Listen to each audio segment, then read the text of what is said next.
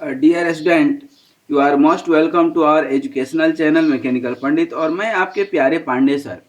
आज हम लोग deflection of beam, strength of material के अंदर एक इम्पॉर्टेंट पार्ट है डिफ्लेक्शन ऑफ बीम, जो हमने लास्ट क्लास लेक्चर नंबर 91 में डिस्कस किया था कि डिफ्लेक्शन ऑफ बीम क्या होता है। और हमने डिफ्लेक्शन ऑफ बीम के लिए इक्वेशन भी निकाला था, that is the mx equal to E I D square Y upon D X square. mx क्या है? Bending moment at any point x horizontally, जो कि हॉरिजेंटल में हमने dx लिया है, और वर्टिकल में dy, मतलब वर्टिकल दैट मीन्स कि एट डिस्टेंस x पर y डिफ्लेक्शन है, x2 पर y2 है, इस तरह से।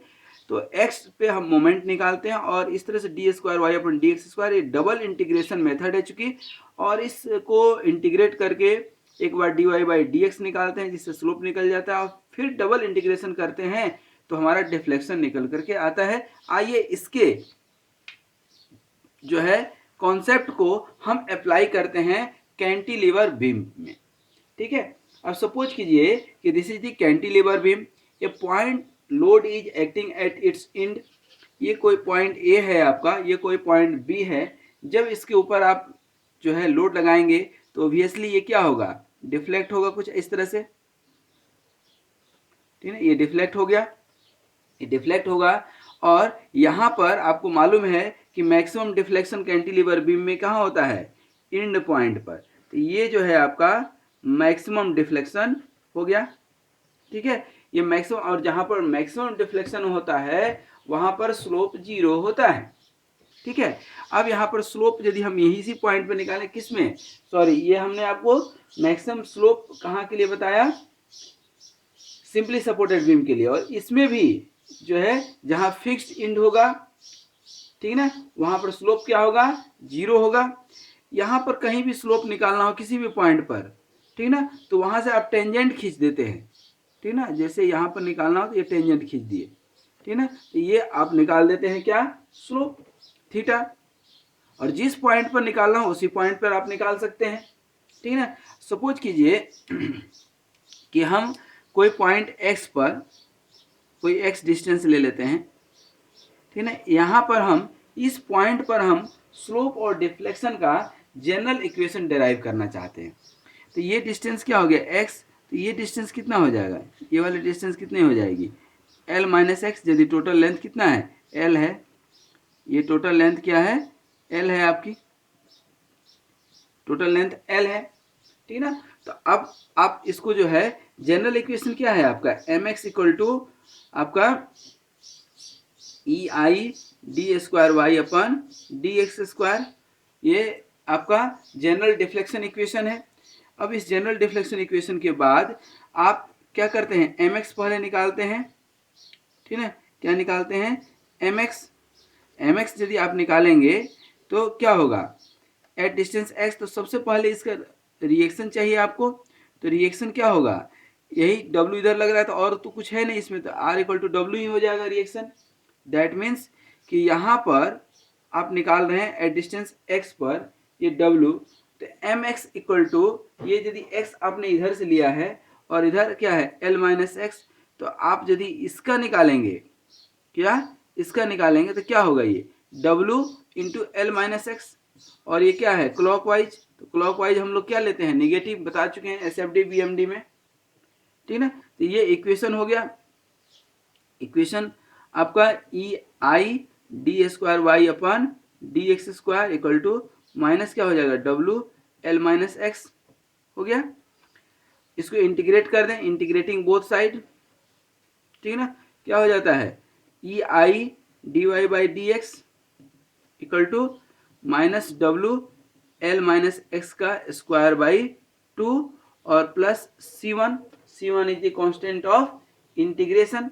कांस्टेंट ऑफ इंटीग्रेशन कैसे निकालेंगे आप? ठीक ना, कांस्टेंट ऑफ इंटीग्रेशन कैसे निकालेंगे? अच्छा देखिए, कई बार इसमें एक गलती हो गई, चलिए ठीक है, गलती नहीं, अपन देख लेंगे। नहीं, इसमें एक्चुअली क्या होता है, एक चीज बता दें, ये डायरेक्ट स्क्वायर में आता नहीं है। ठीक है ना, क्योंकि एल कांस्टेंट है, तो इसको थोड़ा मैं काटूंगा, अदरवाइज क्या है कि गलत हो जाएगा। इसको ऐसे लिखते हैं डब्ल्यू और एल माइनस एक्स का इंटीग्रेशन और डी एक्स। तो यहाँ पर E I D Y by D X तो स्लोप का आ गया, कोई दिक्कत नहीं है। यहाँ पे क्या है डब्लू, ये डब्लू है, और यहाँ पर इंटीग्रेशन जो आएगा एल एक्स, एल के साथ x minus X square by two, ये इंटीग्रेशन आता है दोस्तों, प्लस C1। तो फाइंड द बाउंड्री कंडीशन, ठीक है ना। तो बाउंड्री कंडीशन कैसे निकालते हैं, at X equal to zero D Y by D X क्या होगा, जीरो होगा। जहाँ फिक्स्ड ये होगा वहाँ तो डिफ्लेक्शन होगा नहीं, और न ही यहाँ पर स्लोप होगा, ठीक है। स्लोप हो गया जीरो, तो एट जीरो इक्वल टू क्या हो जाएगा, माइनस ये पूरा एक्स जीरो हो गया, दैट मीन्स कि C1 इक्वल टू जीरो आ गया। दैट मीन्स कि E I D Y by D X equal to minus W L X minus X square by two, ये स्लोप का आपका जनरल इक्वेशन आ गया। ये क्या आ गया, जनरल इक्वेशन आ गया। अब यहाँ पर स्लोप निकालना हो कहाँ पर, at X equal to L पर, यहाँ पर डिफ्लेक्शन पे इस पॉइंट पर से स्लोप निकालना हो, ठीक है ना। Slope at X equal to L यदि हम निकालेंगे, ठीक है ना, तो क्या हो जाएगा D Y by D X, अब एक्स इक्वल टू एल रखेंगे तो क्या हो जाएगा L square minus L square by two, that means कि एल स्क्वायर बाई टू, तो minus W L square by two E I नीचे जाएगा, तो that is the equation for slope, ठीक है ना। स्लोप निकल गया। आई थिंक यहां तक कोई डाउट होगा नहीं, ठीक है।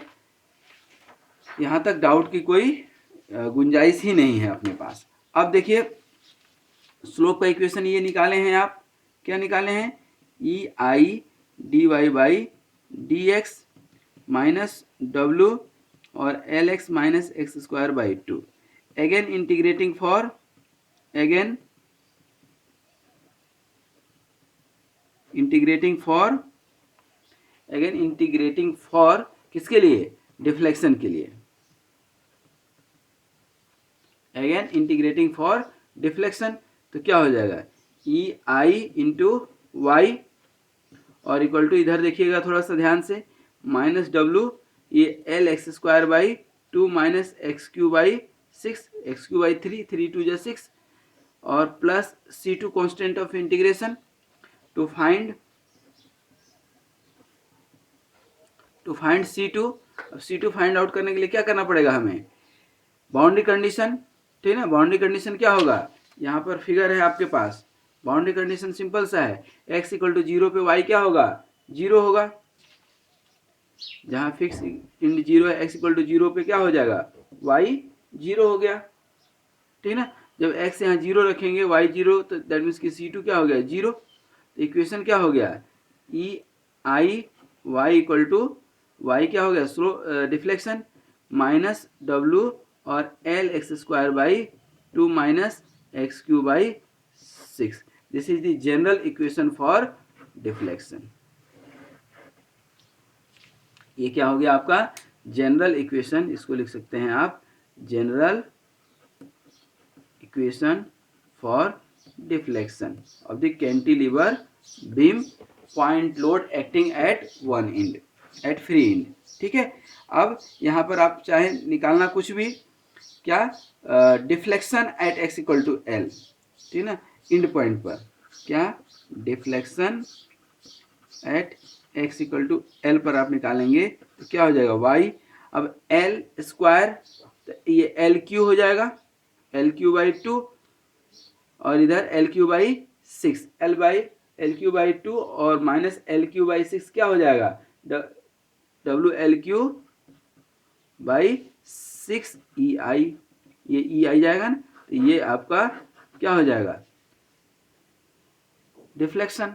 दैट मीन्स कि आपका स्लोप का इक्वेशन क्या निकला, स्लोप का इक्वेशन एक जगह कर देते हैं, स्लोप का equation minus W L X minus X square by two minus W by E I ले लीजिए इधर, और क्या था L X minus X square by two, L X minus X square by two, ये आपका क्या निकला स्लोप का इक्वेशन। और यहाँ पर slope at X equal to क्या निकाले थे आप एल पर, ठीक ना, क्या निकल कर के आया था, -WL स्क्वायर अपन 3EI, ठीक है, सॉरी 2EI, तो ये आपका स्लोप का हो गया, ठीक ना, और ये क्या हो गया आपका डिफ्लेक्शन का। तो देखिए कितना आसान है, इसको कितना प्यार से कितना आराम से हमने निकाल दिया, ठीक ना। और फिर भी पता नहीं कैसे बच्चे इतना ज़्यादा गलती करते हैं एग्जाम में, मेरे समझ में नहीं आता है, ठीक है। तो ये था आपका एक कैंटिलीवर का डिफ्लेक्शन, और स्लोप भी हमने इस पे निकाल दिया, ठीक है। नेक्स्ट क्लास में कुछ हम लोग और क्वेश्चन करेंगे और फिर धीरे धीरे इस तरह से कारवां हम लोग का आगे बढ़ता जाएगा, ठीक है। Thank you very much for watching this video. Be happy, be healthy and keep smiling. Thank you very much.